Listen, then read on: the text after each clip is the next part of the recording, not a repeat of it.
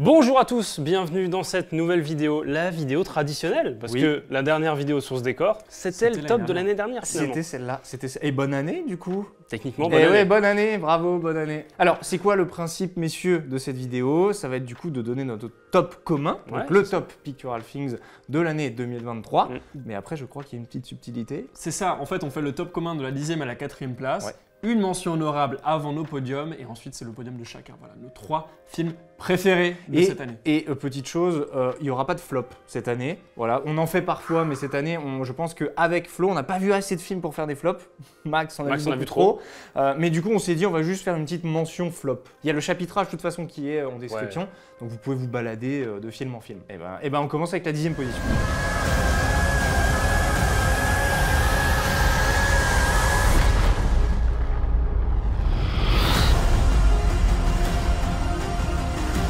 À la 10e position, c'est évidemment The Creator, le film de Gareth Edwards. On aime beaucoup Gareth Edwards. À qui on devait Rogue One du coup. Rogue One, Godzilla, Monster avant ça. Ouais. Bref, un mec qui sait faire des films. Du coup, quand The Creator est arrivé, c'était un petit peu l'attente de science-fiction de l'année. Je crois que c'était Je crois que c'était genre ma plus grosse attente de l'année. Je crois vraiment. Oui, pour une simple et bonne raison, c'est que tu filmes avec la même caméra qu'a filmé filmé Gareth Edwards. C'était pour ça. Voilà. Oui, parce que le film avait été vendu en mode, ils ont utilisé la Sony FX3. Gorniki qu'on a sorti cette année a été filmé à la Sony FX3. Et du coup, j'étais en mode, mais je veux trop voir ce qu'ils ont pu faire avec. C'est incroyable. Alors après, il faut remettre. Ils ont du budget. Ils ont du budget. Avec quasiment la même chose, je crois. Quasiment pareil. Non, mais il y a des objectifs de ouf. C'est normal, je pense que c'est le câble HDMI. Parce que non, ça tourne toujours là-bas. Je pense que c'est le câble. Mais oui, voilà, tout ça pour dire que c'était plutôt impressionnant, qu'effectivement, ils ont utilisé une Sony FX3 qui est une caméra bas de budget, je dirais. Et bon, ils avaient quand même des objets de ouf derrière. Mais en tout cas, voilà, le film, visuellement, il est trop beau, quoi. C'est très propre. Et surtout, moi je trouve que c'est un des trucs qui fait la force du film, c'était de la bonne SF, parce qu'on se plaint un peu beaucoup du fait que les films sont un petit peu de mauvaise qualité en termes d'effets visuels, que les histoires sont un petit peu vues et revues. Bon, il réinvente rien ce film, parce que les histoires on les a déjà vues un petit peu dans d'autres films, mais il arrive quand même à tirer son épingle du jeu et à proposer quelque chose d'assez intéressant avec des personnages auxquels tu t'attaches. Et avec, moi c'est surtout le visuel qui m'a beaucoup plu. Je pense que c'est le petit bémol, c'est le scénario, où j'étais un peu moins dedans, tu vois. J'étais en mode visuellement c'est trop beau. Mais le scénario, tu l'as dit, classique et voilà. Par contre, on commence à ressentir un style qui se dégage chez Edwards, très inspiré de la culture japonaise. Je sais pas s'il a un fétiche un peu bizarre, un peu caché, mais vraiment j'ai l'impression que ça ressort à chaque film. Ouais, beaucoup, même dans les îles. Il filme beaucoup les environnements un peu tropicaux. C'est vrai. Tu regardes tous ces films, ça et il adore voir du tropicaux en plus. Oui, c'est vrai. Il a dit sur le plateau, il n'y a que du tropical. Godzilla, c'est au Japon. Japon, Hawaï. Après, oui, forcément. Rogue One, il y a toute la scène tropicale. C'est très inspiré du Japon. Et puis là, voilà. Non, mais voilà, il s'inspire. Il aime bien les animés.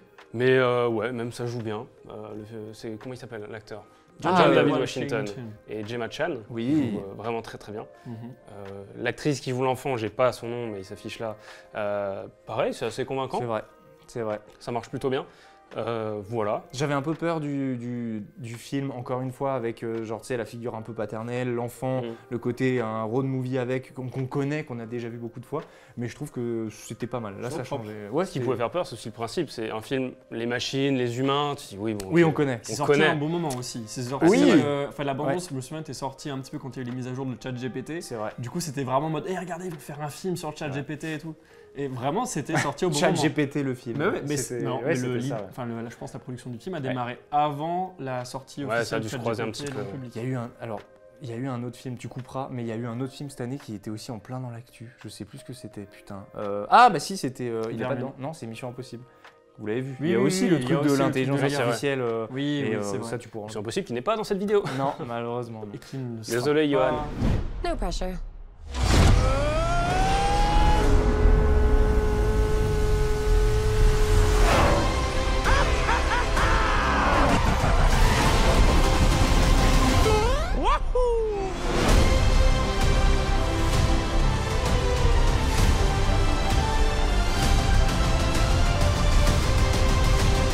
En 9e position, on a évidemment le film Super Mario, qui fait partie, je crois, des 2 films à avoir dépassé le meilleur au box-office cette année. C'est vrai. Je crois que c'est Oui, vrai. il a dépassé. Cette info c'est quoi est l'autre? vraie. Non, attends, Oppenheimer aussi.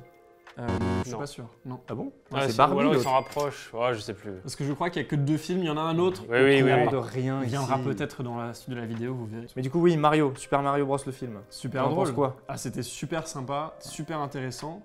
Et c'était une super adaptation, bien mieux que la super mauvaise adaptation. De l'époque, là, en live action. Oui, voilà, déjà ils ont fait de l'animation, donc c'était déjà un truc moins risqué que faire de live action. Et en plus, quelle bonne idée d'aller chercher Illumination pour faire Mario. Ils sont pas allés chez Pixar ou chez Disney. C'est vrai. Là où on aurait pu imaginer qu'ils iraient. C'est vrai. Et je trouve que c'est réussi. Les visuels sont beaux, ça marche bien, l'humour est bien dosé. Et en même temps, il garde le côté, le classicisme de Mario, tout en insufflant des choses un petit peu actuelles, quoi. C'est pas la princesse Peach qui va se faire sauver, c'est un truc un peu plus actuel, plus moderne, même dans l'humour. Oui. C'est des trucs qui marchent bien, je trouve. Après, c'est un truc qui était déjà pas mal développé dans des jeux récemment. En fait, c'est la continuité de... C'est ça, ils sont dans un souffle de on veut rester dans l'air du temps, quoi. Et le casting était vraiment très bon. Moi je l'ai vu en VF du coup. La VF est incroyable. Voilà, la VF était incroyable et du coup le fait d'avoir pris Jack Black pour jouer c'est Bowser. C'était trop bien, tu vois. Alors bon, c'était le doubleur VF. C'était pas le doubleur, je sais plus si c'était le même doubleur VF que Jack Black, mais en tout cas après c'était bon. Et tout le monde était super bon. Sauf en VO. Oui, en VO, la voix de Mario, c'était qui? C'était Chris Pratt. Ça, c'était peut-être pas le meilleur. Mais je sais qu'il y a eu beaucoup de pays qui ont envié la VF, qui se sont dit elle est vraiment propre et ils ont fait un travail fantastique. Bravo à vous, les doubleurs. Bravo. Jocelyn, c'est pour toi. Oui, alors petit truc, mais le film est aussi bien pour les enfants que pour les adultes. Ça, ça c'est vrai. Sûr.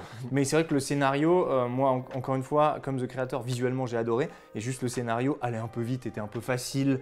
Et, tu vois, genre vraiment était en mode ah bon, ok, ça va. C'est pas non plus. Je crois que c'était ma review Letterboxd. C'est ce qu'on peut imaginer d'un film Mario. Oui, c'était ça. Le film ne va pas plus loin que ça. Il se dit pas ouais, attends, il fait des trucs, j'aurais jamais pensé que Mario ferait ça. C'est vrai. C'est un film Mario, c'est comme ça.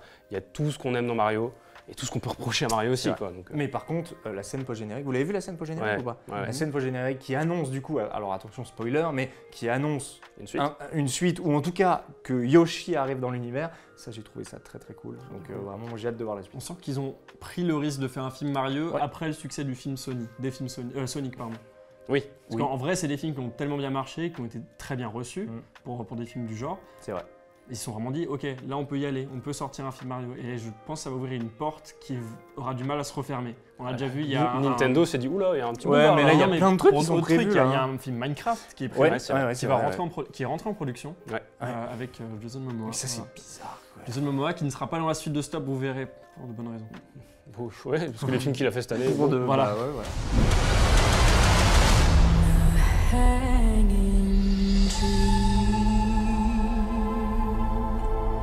Et en 8e position, on a le préquel de la saga Hunger Games, du coup, donc le titre complet c'est... La balade du serpent et de l'oiseau chanteur. Voilà, c'est ça, merci. Réalisé par Francis Lawrence, qui avait du coup réalisé le 2, 3 et 4. Et ben franchement, moi c'est un film que je n'attendais pas de base. Enfin, c'est-à-dire que moi j'ai adoré la saga Hunger Games, que j'avais un peu oublié. Et je suis allé le voir en mode, allez vas-y, qu'est-ce qu'il y a au cinéma? Je l'ai vu et j'ai adoré. Ça m'a donné envie de me refaire la saga des Hunger Games. Et franchement, c'est un super bon film. L'univers est trop cool. Le récit est génial. Visuellement, c'est très beau aussi. Je n'ai rien à dire dessus, enfin, c'est pour ça qu'il est dans Stop. Il était vraiment super bien. Très très cool. Même c'était même intéressant d'avoir pris en personnage principal un acteur qu'on ne connaissait pas forcément. Mais oui, c'est vrai. Oui, ça c'est vrai.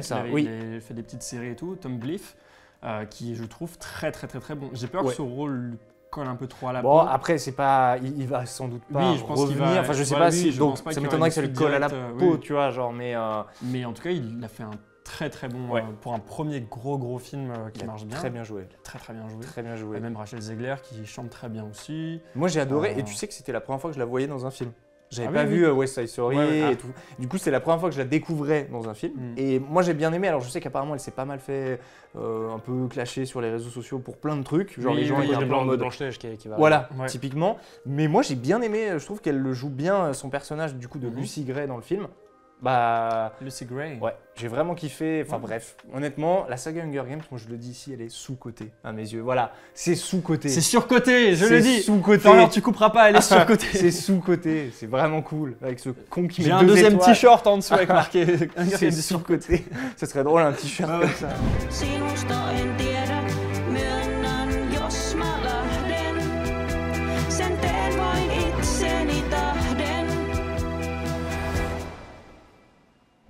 À la 7e position, on retrouve Les Feuilles Mortes ou Fallen Leaves de Aki Kaurismäki. Yes. Le Festival de Cannes qui fait son entrée dans ce top. Oui, c'est beau vrai. quand même. On l'a vu avec Maxime à Cannes. On a eu la chance de le voir en avant-première parce qu'il est sorti plus tard. Justement, j'allais demander quand est-ce qu'il est sorti.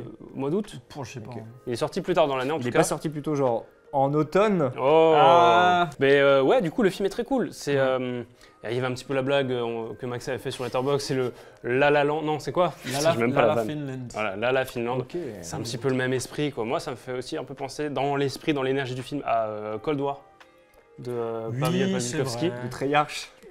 Non, pas celui-là. C'est pas la même c'est ambiance. vrai. Mais le film était très beau. Ouais. Oui. Ça fait partie des rares films que j'ai vus à Cannes et qui ne m'ont pas endormi. Pourtant, le film est quand même assez lent. Hein.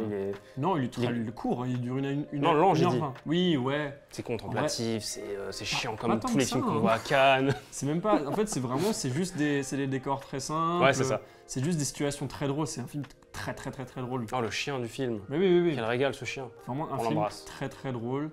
Des très bons acteurs. Moi j'ai bien aimé, j'avais adoré les musiques aussi.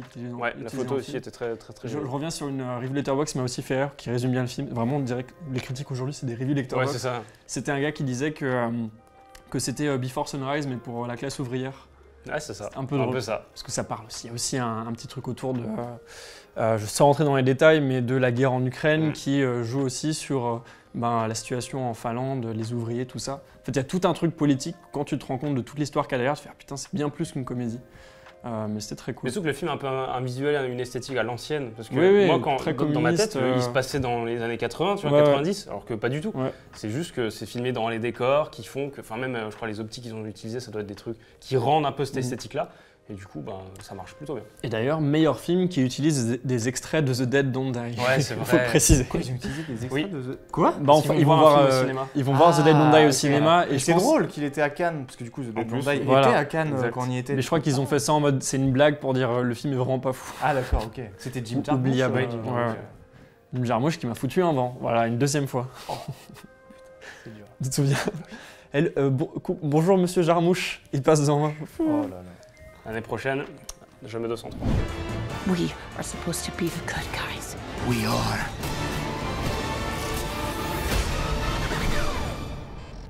En 6ème place, c'est Spider-Verse, Spider-Man Across the Spider-Verse. Première partie du coup. Il Partie s'appelle comme ça. Non, c'est Across the Spider-Verse.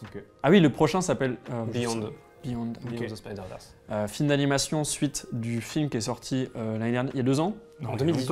En 2018 Non, 2019. Sorti pré-Covid. Non, Waouh. 2018. C'est notre premier top, je crois. Ouais, je crois. Ouais, Ouais, non, ça date, hein, un ça petit fait un peu. petit ça moment, date un ouais. petit peu. Ah ouais, quand même. Bah oui. Voilà, film d'animation, je n'ai même pas vraiment besoin de le présenter, il a tellement bien marché Ouais, au oui. cinéma. Du coup, c'est Très sur populaire. l'univers de Miles Morales. Ouais, Et là, notre Miles, il va un peu se balader dans plusieurs autres univers. Mhm. Et il va rencontrer une multitude d'autres Spider-Man. C'est un peu lui qui va foutre un peu le sbeul dans tout l'univers un peu de tous les Spider-Man. c'est ça. Et il va Ouais. se faire pourchasser par tous les autres Spider-Man. Spider-Man. Et principalement par Spider-Man 2099, Oui. donc, qui est interprété par Oscar Isaac. Moi je dis les fans de Spider-Man ont bien mangé cette année. Entre ça et le jeu, C'est vrai. il y a eu C'est de vrai. quoi faire. C'est vrai. Et Ils ont été rhabillés pour l'hiver. Non, mais non, alors, non. Mais le film est trop bien parce que le premier nous présentait le multivers et on s'est dit ok, il y a un potentiel de fou et ce film-là, il va à fond. Et il joue la carte du multivers à fond. Il passe dans plein d'univers, tu l'as dit tout à l'heure. ouais. Il y a de plus en plus de personnages. Il y en a, tu les vois vraiment juste une seconde, mais tu arrives à capter les refs et tout Mais ça. c'est bien, ça suffit. ouais. C'est un univers qui est ultra riche et j'ai hâte de voir ce qu'ils vont faire parce qu'on l'a dit, c'est une suite, mais c'est aussi la première partie du chapitre final. Exact. Ils vendent ça comme une trilogie et le prochain qui devait sortir en 2024, qui sera repoussé, je pense, il sortira ouais pas cette année. Ouais. Enfin, ils n'ont pas annoncé de date pour l'instant, Ouais. alors qu'il devait sortir en mars Et à la c'était base. à cause de la grève il y Ouais, a pas je eu un crois truc qu'il y a comme eu un ça. truc comme genre, ouais. Même ils se sont rendus compte qu'il y aurait un travail beaucoup plus fou qui, Ok. C'est bien. qui serait demandé, donc ça a été repoussé, donc tant mieux, prenez le temps. Ouais. Et non, celui-là était vraiment très bien. Mais c'est ce qu'on disait, il y a un peu ce truc en deux parties, donc on peut pas juger le film pour ce qu'il est. Pour l'instant, Parce il n'est pas que terminé. L'histoire n'est pas terminée, c'est Ouais, ça. Ça se ouais, termine ouais, un pour peu sur un l'instant, cliffhanger. Voilà. Mais, Un peu comme Mission Impossible. Ah non. Pardon. Oui, qui n'est pas, on Non, n'est toujours non, pas mais- dans ce top. non, qui n'est pas dans Stop malheureusement. Voilà. Mais j'ai perdu ce que je voulais dire. Ouais, si, voilà, le premier, il y avait cette esthétique un petit peu nouveau. Quand le premier est arrivé, c'était genre, waouh, mais attends, c'est incroyable. Et pourtant, ils ont quand même trouvé le moyen de rendre De le le deuxième réinventer. tout autant, voire plus intéressant Ouais. sur certains points. C'est vrai. On a bien mangé en termes d'animation cette année. Ouais, c'est Putain, on a bien mangé. You know they don't happen anymore. Ok, en 5e position, on a donc Killers of the Flower Moon, du coup de Scorsese. De Martin Scorsese. Oui, voilà, le fameux avec DiCaprio. C'était un film incroyable. Moi j'ai adoré du début à la fin. J'avais pas envie qu'il s'arrête. C'était le genre de film où, en fait, comme le Loup de Wall Street, donc comme ce qu'il a déjà pu faire, tu suis la vie d'un mec. Sauf que là, du coup, c'est dans une époque que moi je ne connaissais pas trop en plus, tu vois. C'est vrai qu'on n'était pas nés. On n'était pas nés à cette époque-là, à 2 ans près. Tu vois, vraiment à 2 ans près, on était Mon nés. époque. Voilà. Et malheureusement non. Mais du coup, tu suis en fait, un personnage grandir et évoluer au sein d'une société jusqu'au moment où forcément il se casse la gueule. C'est comme ça dans tous les films un peu. De Scorsese. Scorsese fait du Scorsese. J'ai envie de te dire que effectivement Scorsese fait du Scorsese mais pas à la même époque. Ouais. Tu vois, c'est un peu ça. Il se balade dans le temps. C'est ça. Hâte de voir le prochain au Moyen-Âge, tu vois, genre vraiment. Il l'a déjà fait. DiCaprio, moi j'aime toujours autant comment il joue et là il nous apporte encore quelque chose de différent. Enfin, j'adore cet acteur. Mais tu sais que je trouve que c'est pas non plus la perf à retenir. Pour moi, Lily Gladstone, elle a explosé tout le film dans sa performance. Après, alors oui, on est d'accord que c'est sa coéquipière dans le film. Enfin, je veux dire, mais moi je l'avais jamais vu ailleurs. Donc oui, c'est vrai. Le truc c'est que DiCaprio, moi, quand tu vois un acteur partout, tu te dis ok, là il a changé. Du coup, Lily, moi je l'ai jamais vu ailleurs, donc je me dis. Je ne peux pas. Je pense un de ses premiers films. Je peux pas comparer à autre chose, tu vois. Maintenant, si tu me la mets ailleurs, je pourrais me dire effectivement, je vois une différence. Il y a De Niro aussi dans le film. Oui, De Niro. Okay. Je ne voulais pas parler. C'est très bien. Ouais, c'est vrai. Je disais juste que le film est génial. Peut-être qu'il peut décourager certains parce qu'il est long, mais il franchement, est pas si long. Il fait quoi, 2h30, un truc comme ça. Même un peu plus. 3 heures. Ouais, 3 heures. Ouais. Mais franchement, moi, je peux vous dire qu'on les sent pas passer. Avec une bonne tisane, on les sent pas passer. Et ça m'a presque énervé parce que vraiment, il y avait ce truc où quand le Loup de Wall Street est sorti, personne n'avait râlé. Et là, j'ai l'impression que petit à petit, les gens commencent un petit peu à. Les gens râlent en ce moment. Les gens râlent beaucoup. Ça, c'est à cause. Mais pourquoi râler comme ça autant sur une longueur de film alors que c'est les mêmes personnes qui regardent des TikTok, enfin pas les TikTok, j'allais dire, mais qui regardent des séries Netflix qui se les enchaînent pendant 8 heures. Tu vois? On n'est pas là pour dénoncer. On devient vieux.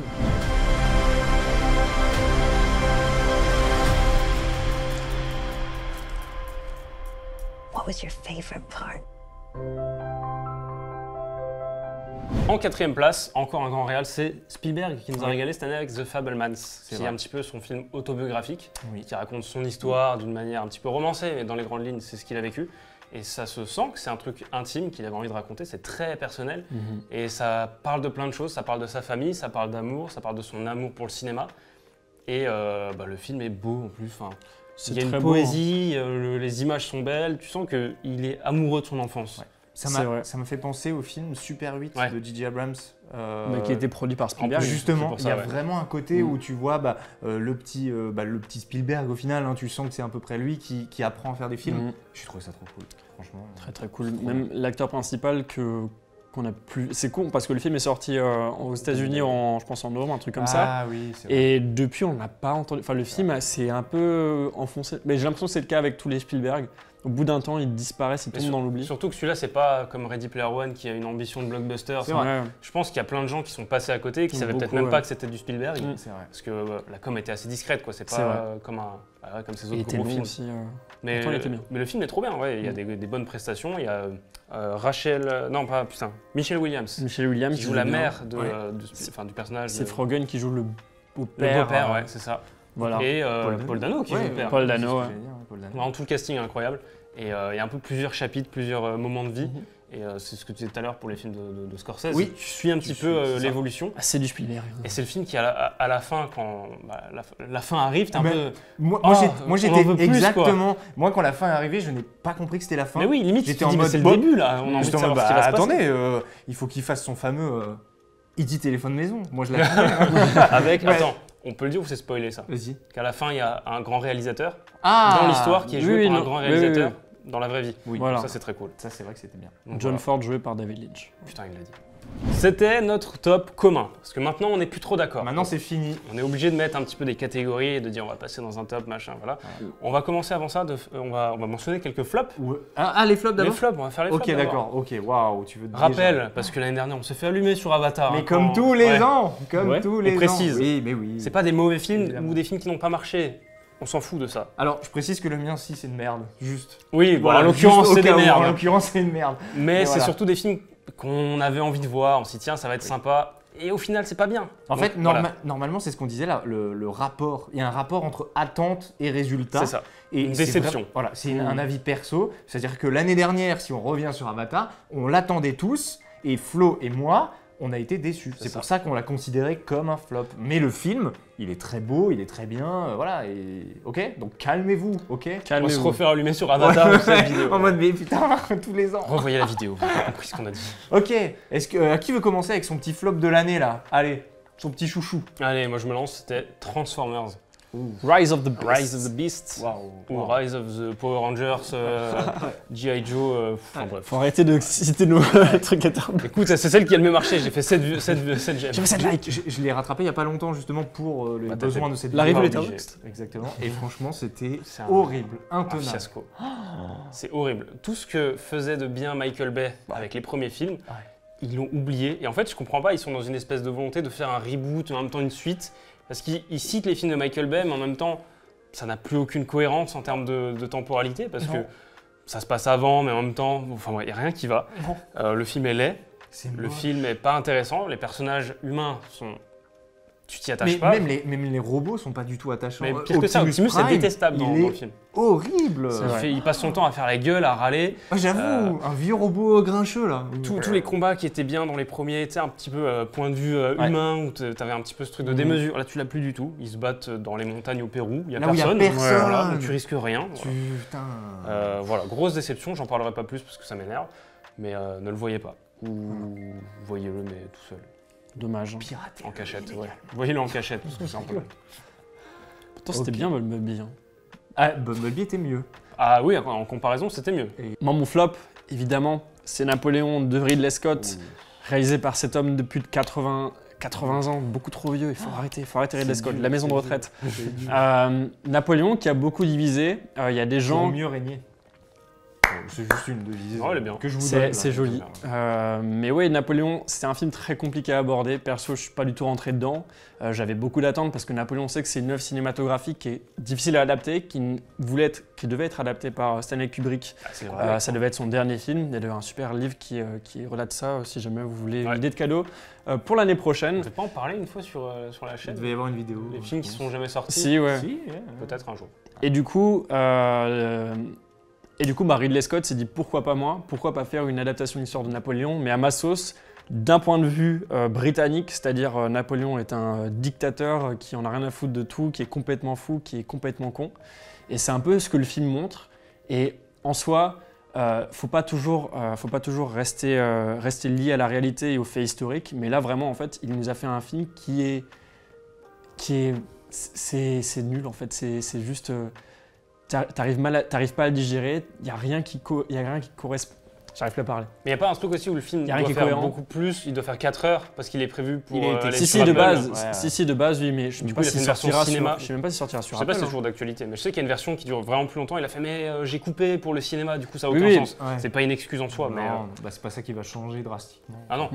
Mais oui, si on va au-delà de la cohérence, si on va au-delà du scénario qui a été charcuté, en fait, oui, il n'y a rien d'intéressant qui sort de ce film. Les effets fonds verts sont dégueulasses, mais ça, on sait depuis pas mal de temps chez Ridley Scott qu'il aime bien utiliser les fonds verts de manière horrible. Enfin, il avait fait ça dans. Comment il s'appelle le film égyptien Gods and. Je sais pas, il avait fait un film d'Égypte avec Christian Bale qui était nul à chier. Exodus Gods and. Oui, c'est ça, je crois que c'était Exodus. Oui, c'était pas beau. C'était nul. Je me rappelle. Étonnamment, Le Duel, qui était un très bon film, avait des effets aussi qui n'étaient pas très bons. En fait. Oui. Tu te dis, putain, il y a tellement moyen de faire un truc, tu prends ton temps, tu fais vraiment une vraie armée avec des vrais figurants, un truc propre, tu tournes ça dans des vrais décors. Il y a moyen de rendre ça très crédible, très beau, très, très intéressant. Et ça me laisse aussi sur une ouverture que Spielberg a, je crois, annoncé qu'il allait réaliser son adaptation de Napoléon. Qui est du coup la vraie adaptation du projet de Kubrick. Parce que Spielberg et Kubrick étaient copains-copains. Je crois que Spielberg a réalisé 2 films que Kubrick devait faire, ou un truc comme ça. Ou je sais plus. Mais je sais que Spielberg aime bien reprendre les trucs que Kubrick avait laissés, qu'il n'a pas pu faire vu qu'il est mort. Et apparemment, ça va être une série. Et ce sera vraiment très fidèle à ce que voulait faire Kubrick. Et ça, c'est bien. T'aurais pu faire une vidéo flop en fait. Bah ouais. Vu tout ce que t'as à dire. Non, mais ça m'a saoulé. En plus, je l'ai vu en screen X et j'étais pas au courant. J'avais réservé, c'est la seule séance anglophone et il y avait marqué sur le ticket screen X. Et screen X, c'est quand t'as les écrans sur le côté. Et il y avait seulement ça quand il y avait les scènes de combat. C'était nul. C'est nul, ça sert à rien. C'était nul. 16 francs. Allez, c'est pas grave. Allez, on continue avec un mauvais film. Thomas, Allez, eh bien moi c'était une attente que j'avais cette année, je crois que j'en parle dans les vidéos de l'année dernière.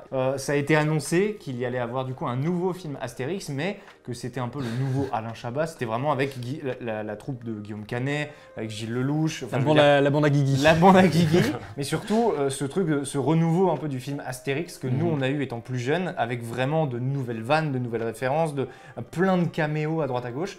Et en fait ce film est horriblement nul, quoi. Il n'y a pas d'histoire. Visuellement, il est pas dégueulasse. Il y a quand même, tu sens que le budget est passé dans les visuels. La nuit américaine là. Bon, la nuit américaine n'était pas top, c'est vrai. Mais par contre, les acteurs sont vraiment pas bons. Je veux le dire honnêtement, mais ça joue comme un pied. Ah non, mais quand Zlatan il joue antivirus.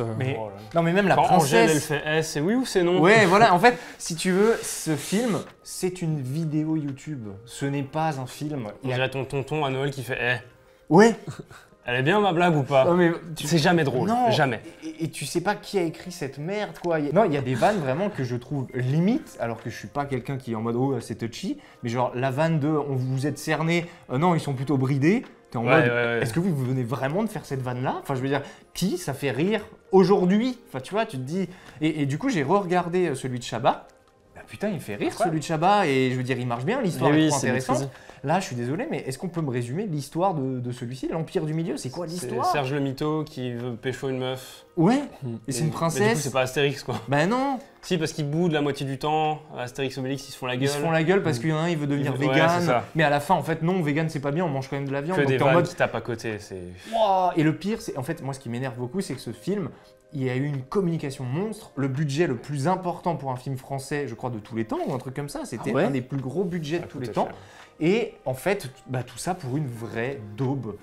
La salle de cinéma, quand je suis allé le voir, elle était pleine à craquer. Je crois qu'il y a eu 1 ou 2 rires pendant tout le film. Vraiment, c'était malaisant, gênant. Et franchement, je me dis, le CNC qui finance ça, bravo. Franchement. Et vous dites non à Gorniki, hein, super. Non, mais je veux dire, franchement, on n'aura jamais de financement. Il vaut mieux financer des films comme Vermine ou autres. On en reparlera. Mais où tu te dis, putain, mais mettez des billes dans des bons films. Parce que là, les gars, vraiment, c'était de la merde. Allez, on arrête d'être négatif. Allez, on repasse dans le positif. 3 persos, mais avant ça, il y a toujours un avant. Mais oui, abonnez-vous. Abonnez-vous, oui, voilà. On va balancer une petite mention honorable. On développe pas, vraiment, on dit juste, il y a ce film, voyez-le, il est cool. Allez, je commence tout de suite, c'est Cobweb.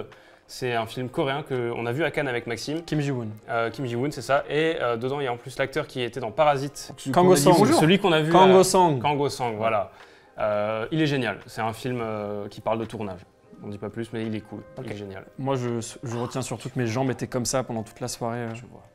Ah oui, parce que on était à la pire place. Je crois que pour moi, c'est la pire place de Cannes. Non, mais trucs de connards qui vont à Cannes. Le Grand Palais, les sièges horribles. Vous êtes en balcon, horrible. Vous n'avez pas de place. Vous êtes grand, c'est un enfer. En bas, je vois ce que tu veux dire. En bas, j'étais comme ça. Oui, en bas, t'as de la place. T'es en orchestre, monsieur. Moi, je suis derrière les acteurs, devant les acteurs. Moi, ma mention, c'est Monster ou L'Innocence, parce qu'ils sont dit, on va traduire L'Innocence de Hirokazu Koreeda. Petite photo de Maxime avec Koreeda. Voilà, je l'ai vu plusieurs fois, je dis. Voilà. Très bon film, voilà, je vous le recommande. Ça parle de. Ce que j'aime bien, c'est que c'est un film qui joue sur le montage, sur les points de vue, sur certaines histoires que tu vois pas de la même manière en fonction de différents personnages avec leur contexte et tout.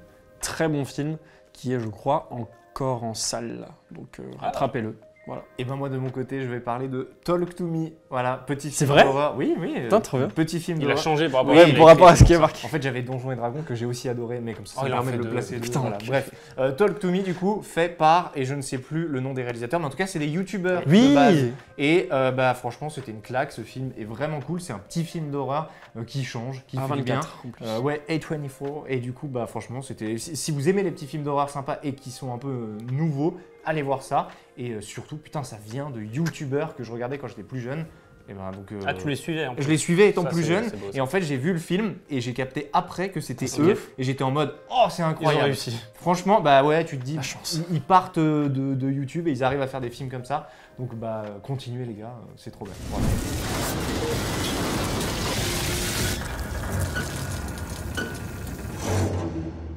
Moi, je vous propose de rester dans les films d'horreur, parce que là, tu parlais de Talk to Me. Oui.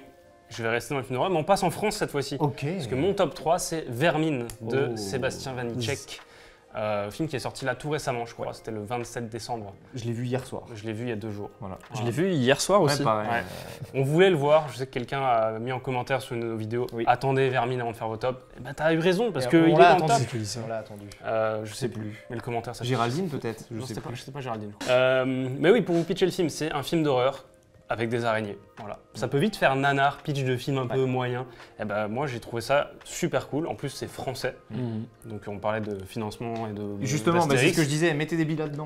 C'est incroyable. On n'aurait même pas besoin de le préciser que c'est français, tu vois. Tellement le film est bien qu'on n'a même pas besoin de dire c'est bien de faire des films de genre français. Bah non, c'est normal. Le film il réussit ce petit pari de faire un film de genre. En France, c'est pas les trucs qui sont le plus financés quoi. Ouais mais c'est pas ceux qui marchent, qui sont mis en avant. Et là je sais qu'il a une grosse promo quand même le film. Et en plus il y a un casting qui est fantastique, tous les comédiens sont bons. Il y a cet effet film d'horreur qui vous met un petit peu pas bien, à l'inverse de tous les trucs qu'on a pu voir cette année, genre La Nonne, L'Exorciste, c'est un anti-nonne ce film. Ouais, c'est vraiment genre là on a eu de bons films d'horreur cette année. On a eu des bons films d'horreur, c'est vrai. Evil Dead qui était très bien. Evil Dead, même le Scream était pas mal. Il y a eu des bons films.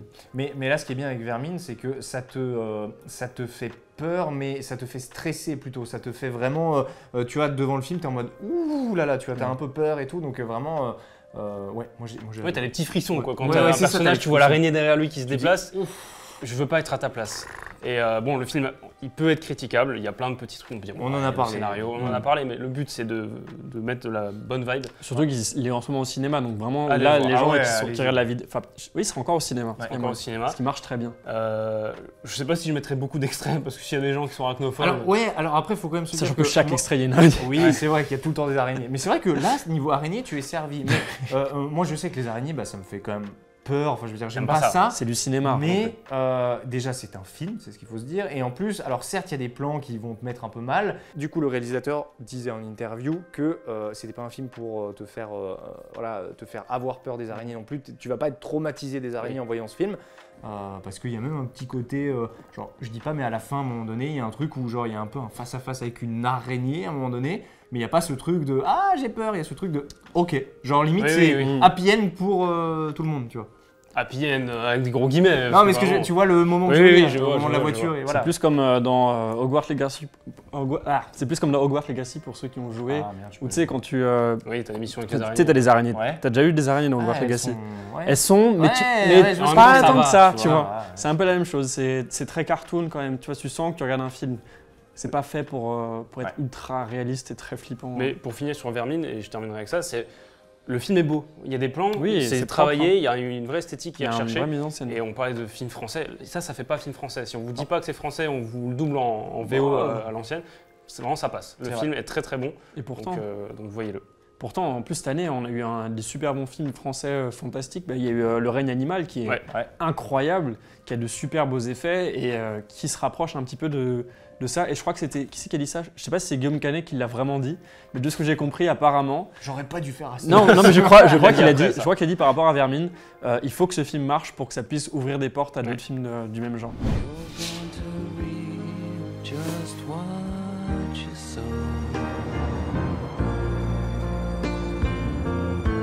Pour moi, ma troisième place, c'est Perfect Days de Wim Wenders, film qui est d'ailleurs dans la shortlist des Oscars pour le Japon, alors que le réalisateur est allemand et que le film est un titre anglais. C'est toujours des worldwide. Assez drôle. Que j'ai vu à Cannes. Pitbull. Oui, c'est mystère. Oui. Que j'ai vu à Cannes en avant-première projection de l'histoire du film. Avec Wim Wenders. Avec Wim Wenders et l'acteur principal. J'ai malheureusement oublié son nom. En plus, ça m'empêchera de l'écorcher. Mais film très très cool pour vous résumer. Et là, vous allez dire, mais qu'est-ce que c'est que ce film de merde? C'est l'histoire d'un nettoyeur de toilettes de Tokyo et de son quotidien. Ok. C'est un monsieur pipi, quoi. Alors oui, mais figurez-vous que le film joue un peu là-dessus pour qu'après on développe un peu son personnage. Et le fait que c'est un gars qui aime beaucoup la poésie du quotidien. Et tu le vois un peu se balader, tu le vois...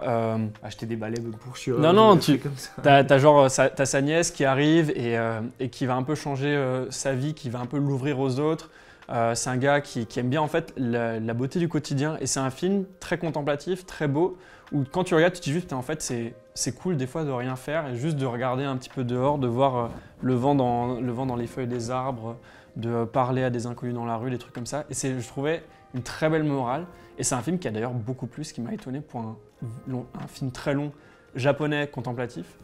Et voilà, je vous recommande Perfect Days, très très cool. Typique le genre de film où moi je me serais endormi. Alors, vraiment, je pense que tu peux aimer. Ah, c'est vrai? Ouais. Ok, d'accord. C'est quand même, c'est très beau. Okay. Chaque plan, c'est vraiment... Only have one ending. Get that Barbie! Ideas live forever. Et bien j'enchaîne du coup avec un film que vous avez sans doute vu passer cette année. Je vais parler du coup de Barbie. Voilà, je vais pas beaucoup le présenter parce que du coup vous en avez entendu parler. C'est celui-ci du coup qui a dépassé le milliard, c'est sûr à 100%. Ouais. Barbie du coup réalisé par Greta Gerwig et avec Margot Robbie dedans. Moi j'ai vraiment kiffé, Ryan Gosling aussi pardon. J'ai vraiment kiffé. C'était simple, c'est-à-dire que c'était pas non plus le film qui va révolutionner le cinéma de mon côté, mais j'ai adoré ce que le film proposait. Et le fait de passer un peu dans le vrai monde, dans le monde de Barbie, de jouer en mode, c'est facile de pouvoir échanger les mondes, c'est-à-dire que tu as vraiment les méchants qui sont ceux qui ont créé un peu, comment il s'appelle, Mattel, qui arrivent dans le monde de Barbie, enfin tu repars. En fait, je trouve que c'est limite parfois de la caricature, une pièce de théâtre, une parodie, enfin bref, il y a plein de choses qui se mélangent et du coup… Truman Show. Ouais, très Truman Show aussi. Et moi, ce que j'ai aimé, c'est voir un film qui change. Voilà, moi j'aime bien aller au cinéma pour voir des trucs qui changent, une expérience nouvelle. Et là, c'était ça. Et je trouve que Margot Robbie joue Barbie à la perfection. Et en plus, ce film m'a fait rire, honnêtement, en termes de comédie. Oui, c'est très drôle. C'est très drôle. Et il y a plusieurs fois des moments où dans le film, je crois que il y a une narratrice qui parle.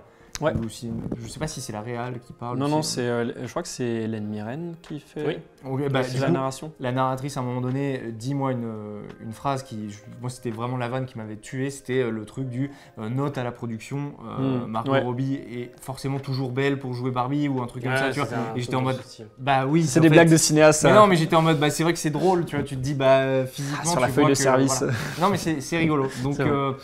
Donc voilà, moi j'ai vraiment kiffé ce film et si vous l'avez pas vu, regardez-le, franchement, c'est un bon moment. Même au-delà de ça, c'est un film qui était, je trouve, très intéressant d'aborder.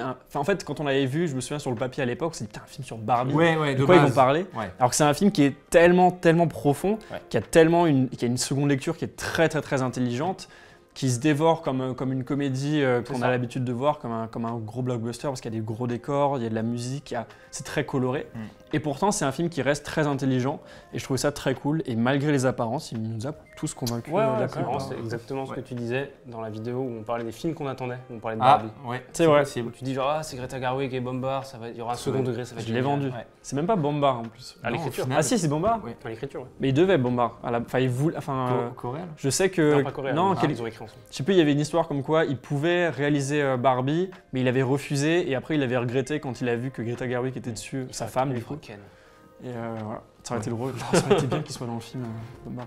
Mais par contre, moi j'ai juste un peu peur de ce que Mattel veut développer là, genre avec les films Uno, Monopoly, enfin tous les trucs. Tu sais, il y a un peu tout un univers de films. Ah oui, c'est vrai. Moi j'ai peur que ça fasse un peu l'effet Joker, genre tu sais, il y a un film concept trop cool, c'est bien, ça marche bien, on en fait plein. Arrêtez.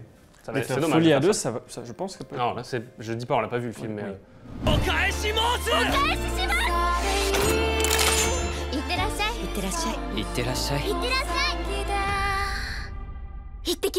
On passe à ma deuxième position et ça sera le film Suzume de Makoto Shinkai qui nous avait déjà régalé avec Your Name, que j'ai rattrapé depuis, je l'avais pas vu. Ça y est, j'ai vu Your Name. Suzume, c'est génial. C'est dur à résumer comme film parce qu'il y a beaucoup de choses. Mais ne spoile pas. Je ne spoile pas parce que je l'ai toujours pas vu. Moi, je l'ai toujours pas vu et je compte le voir. C'est une fille qui trouve une porte. Ouais, c'est genre un truc avec des dimensions parallèles, avec des portes. Il y a une chaise qui parle. Oui, c'est vrai. Il y a un truc de temporalité. Ouais. Ah, le chat d'Aijin. Incroyable. Vraiment, le film est beau. Si vous aimez l'esthétique derrière les films de Makoto Shinkai, Your Name, Weathering. Oui, les enfants du temps. C'est vraiment le même style, tu reconnais vraiment sa patte. Les personnages sont beaux, les paysages sont mis en valeur, mais ça se voit qu'il aime le Japon et les environnements. C'est très stylisé. C'est ça. Et là, on peut reprocher à Your Name un côté un peu lent à démarrer. Non, mais parce que moi, je l'ai vu une première fois où au début, c'était un peu genre, bon, ok, c'est quand que ça commence. Celui-là, dès le premier quart d'heure, tu fais d'accord, le film part de ça et ça me plaît. Donc voilà, moi j'ai adoré. Ça fait partie d'un de mes coups de cœur de l'année. Il est deuxième et je pense qu'il faudrait que je le revoie parce qu'on l'a vu début d'année, je crois. Ouais. Si jamais il repasse à l'UGC. En avril, ouais. Le mois d'avril. C'était très cool. Il repasse à l'UGC et j'hésitais à aller. Ah oui, il repasse tous les films de l'année ils refont les meilleurs. à l'UGC. Il va repasser ou il est déjà repassé? Non, il va repasser en janvier. Ah bah, ouais, c'est toujours en janvier. J'irai le voir.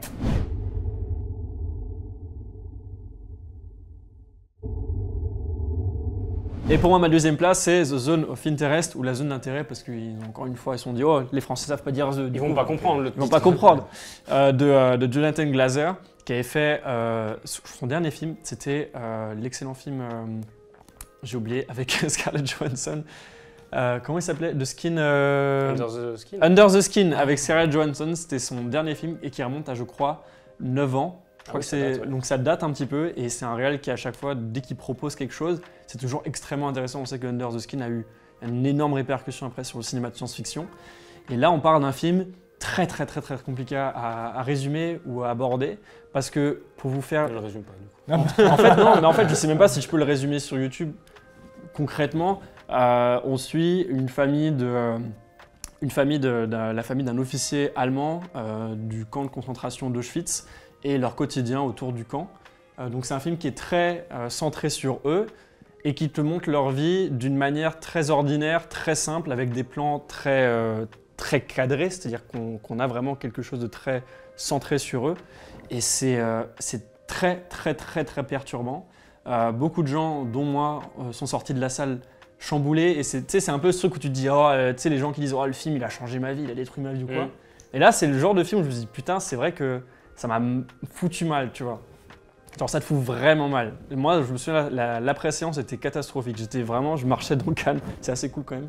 Mais je marchais dans Cannes en mode, putain, qu'est-ce que je fais? Qu'est-ce que je fais là? C'est quoi cette vie? T'as quand même aimé, vu qu'il est en deuxième. Ah oui, mais en fait, j'ai aimé le fait d'avoir vu un film qui a proposé quelque chose de tellement nouveau que jamais vu auparavant au cinéma.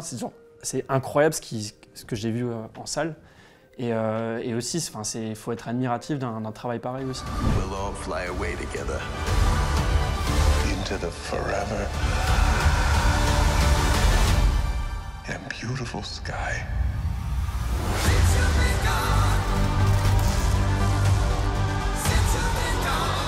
Ok, en deuxième place de mon côté, bon bah voilà, je vais parler d'un film Marvel. Yes. Je vais parler de The Marvels. C'est faux. Ah je rigole. Oh, j'y ai cru, j'étais trop content. Je rigole. Mon film préféré. Tous les gens ont eu le teaser avant, ils ont vu ce que c'est. Oui, c'est pas faux.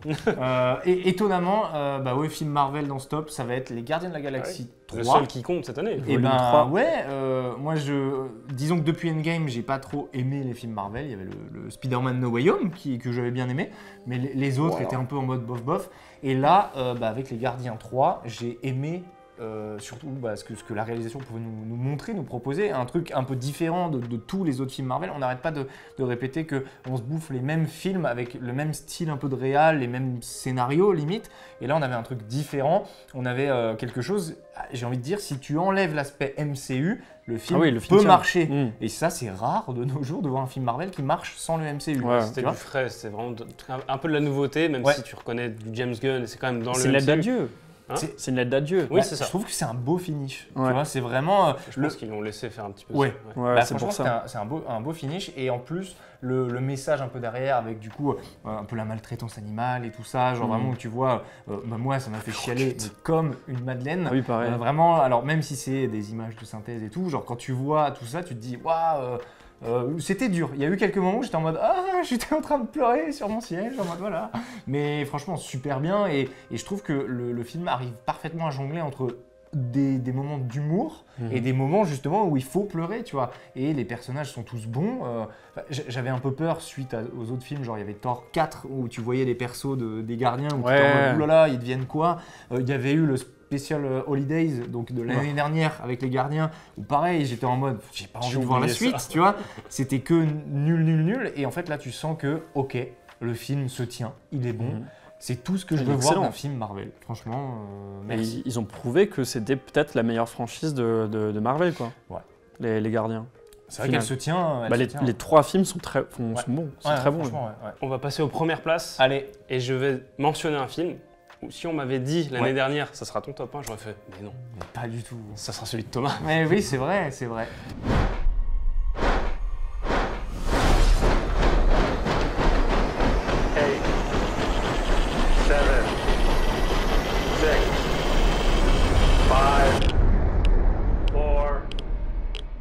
Oppenheimer, voilà, de Christopher Nolan, qui était un des films que j'attendais pas vraiment, parce que moi et Nolan, ça fait 2.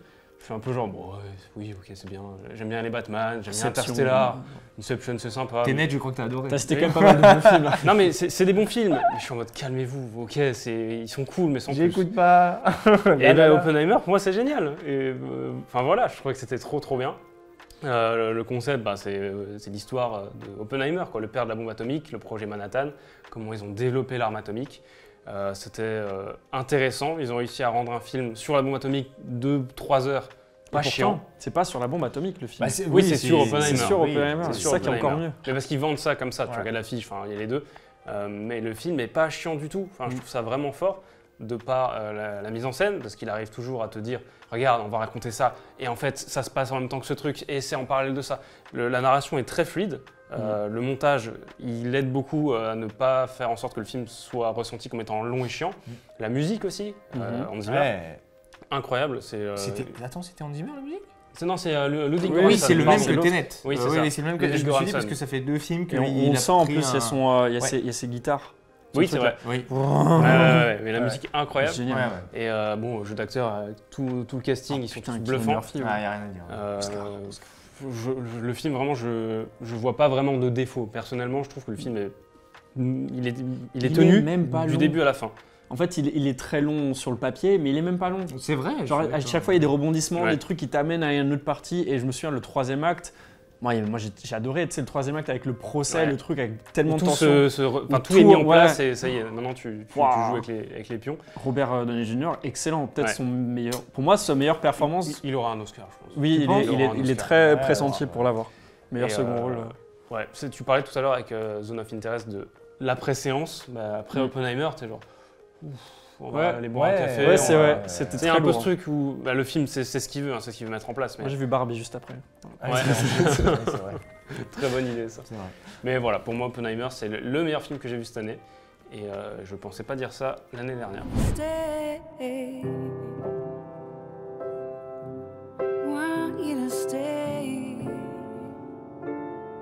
Et moi, mon numéro 1, c'est Past Lives. Et encore une fois, il y a un titre français. C'est Past Lives, nos vies d'avant. Voilà, ils ont regardé le Past Lives. Ah oui, ils ont pris Past Lives, ils l'ont traduit, ils l'ont mis après. Ils n'ont même pas changé, ils n'ont pas appelé ça Nos vies d'avant, ils ont fait Past Lives, Nos vies d'avant. De Céline Song. Voilà, encore un film à 24, parce que je crois que c'est que des films à 24 que j'ai cités. Je suis pas sûr, je crois que je sais plus, on verra. Mais en tout cas, d'ailleurs, 2 années de suite, à 24. Voilà, si vous voulez me sponsor. On voit des casquettes. La casquette. Non, mais Past Lives, très très bon. J'attendais énormément parce qu'il avait fait énormément parler de lui en festival. Il avait, je crois, raflé pas mal de prix même. Je crois que je sais plus si c'était Sundance ou quoi, mais en tout cas, il avait fait des festivals en début d'année 2023. Et beaucoup d'attentes. Céline Song, qui est une réalisatrice qui débute, je crois que c'est son premier long métrage, du moins son premier long métrage avec de l'ambition et de la grosse production derrière. On suit une histoire d'amour, un petit peu une romance sur plusieurs décennies. Du coup, c'est un film coréen-américain qui démarre en Corée avec deux jeunes personnes qui sont un petit peu, c'est des amours d'enfance. Et au bout d'un moment, ils s'oublient petit à petit, ils reprennent contact. C'est ça un petit peu tout le film. C'est très très beau, très intelligent, et c'est pas vraiment le genre de film où tu diras c'est une comédie romantique qui va un petit peu être bateau comme la plupart qu'on voit, que ce soit sur grand ou petit écran. Non, là on est vraiment sur quelque chose de très recherché, que ce soit dans la mise en scène, dans le scénario, même dans le montage, parce qu'à chaque fois on joue avec le passé et le présent. Sur les cultures aussi, parce que c'est un film qui est réalisé par une coréenne, qui est parfois en coréen, parfois en anglais, et qui joue sur la différence de culture, sur le fait de, sur nos origines, sur là où on est, sur là où on va. C'est assez, ça fait un peu bateau quand je le dis comme ça, mais c'est vraiment un film qui, au premier abord, tu as l'impression que c'est très simple, c'est très acquis, mais au final, pas tant que ça. C'est un film qui te laisse avec beaucoup de questions, beaucoup de réflexions. Et voilà, j'ai adoré Past Lives, très bon film, fait aussi pleurer. S'il fait pleurer, c'est que c'est un bon film. Très très bon. On recommande. Peut-être il est encore en salle près de chez vous, pas sûr. Bah, il est sorti il y a pas longtemps en France. Je crois qu'il est sorti Fin novembre, début décembre. Ouais. Voilà.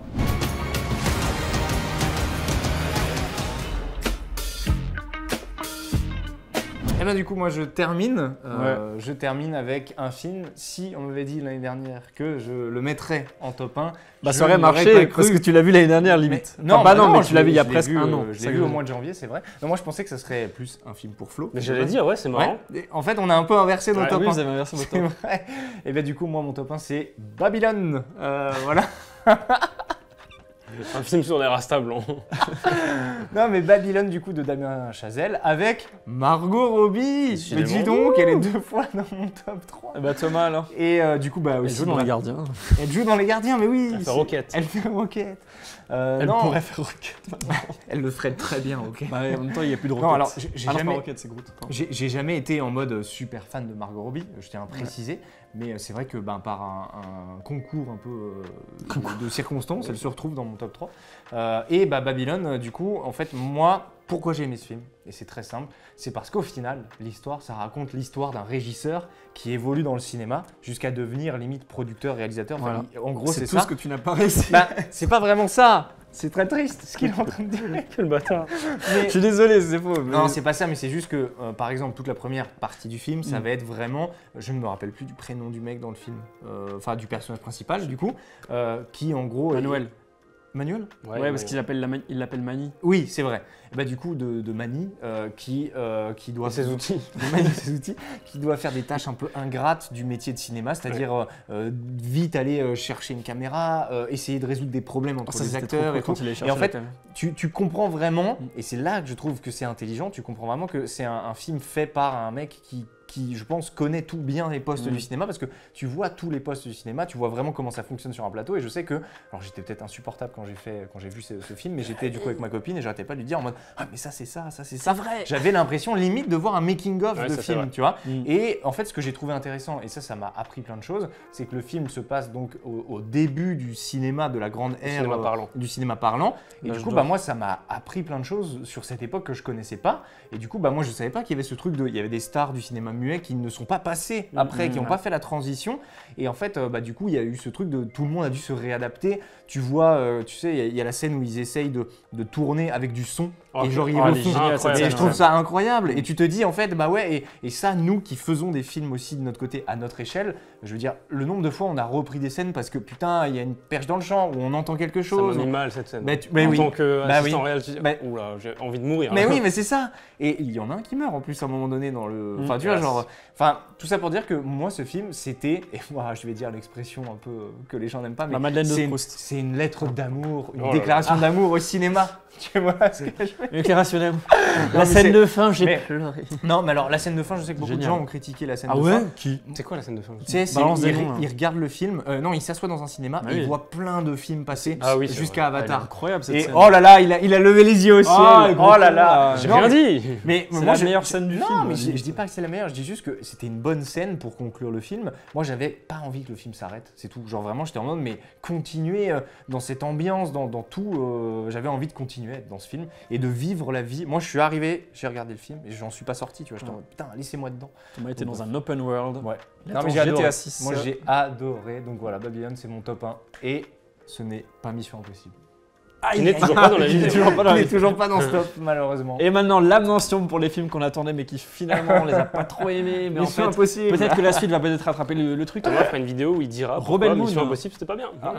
Et ben voilà, c'était un peu notre top 10 pictural. Alors, qu'est-ce qu'on en pense de ce top 10 ? Qu'est-ce que vous en pensez ? Mettez votre top 10 en commentaire.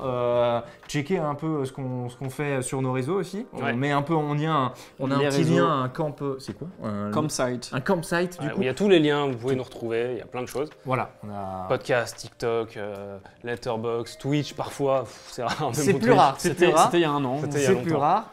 Après, nous, qu'est-ce qui va se passer cette année là en 2024 si on peut vite clôturer un peu parce que c'est vrai qu'on vous a pas souvent là comme ça là sous la main. Qu'est-ce qu'on fait cette année ? On continue de voir des films, on continue de produire pas mal. On a des films qui vont sortir. Il y a Bloody Night qui sort bientôt. Bloody Night va sortir bientôt. Donc pour ceux qui l'ont pas fait, il y avait Gornicky, le premier volet de la trilogie interactive. Le deuxième volet arrive là dans quelques mois. Le troisième arrivera plutôt en fin d'année. Donc restez connectés, suivez ça et ça va être très cool. Les jeunes, restez connectés. C'est ça.